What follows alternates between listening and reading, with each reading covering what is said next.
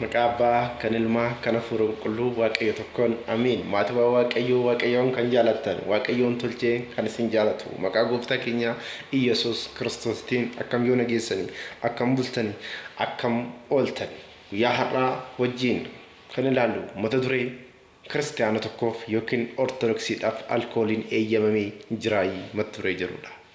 Ortodoksiidhaaf alkooliin hin eeyyamamne.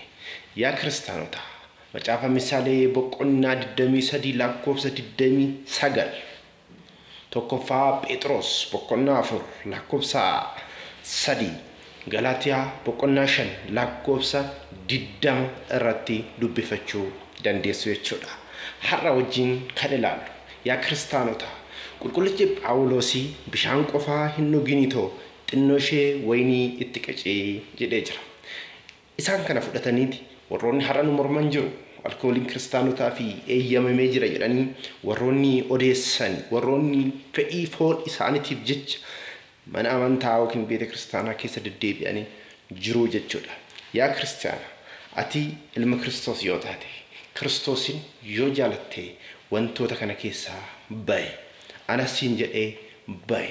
Kana keessaa hin baane yoo ta'e wangeela Maatiyos boqonnaa 16 lakkoofsa 24 irratti gooftaan keenya Yesuus Kiristoos na duukaa bu'uu yoo barbaadde of ganii fannoo koo baadhutoo na duukaa bu'i jettu sanii hojiirra hin oolchine jechuudha. Kanaaf karaa sitti cufame jechuudha. Yaa obboleessa koo yaa obboleetti koo yoo na dhageesse ani kan jechaa jiru kitaabni qulqulluun wanta dubbateedha.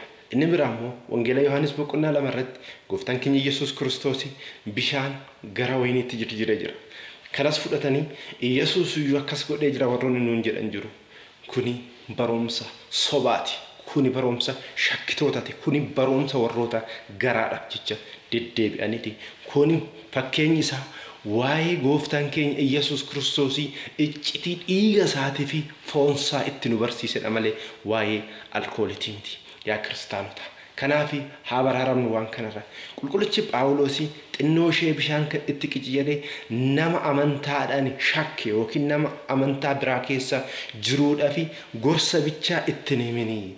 Sagalee waaqayyoos itti dabalii. Qoricha kan jedhamte waynii kan jedhamte wangeela si barsiisi jechuudhaaf kana jedhe jechuudha. Yaa kiristaanota har'a meeqatu machaa'ee jira?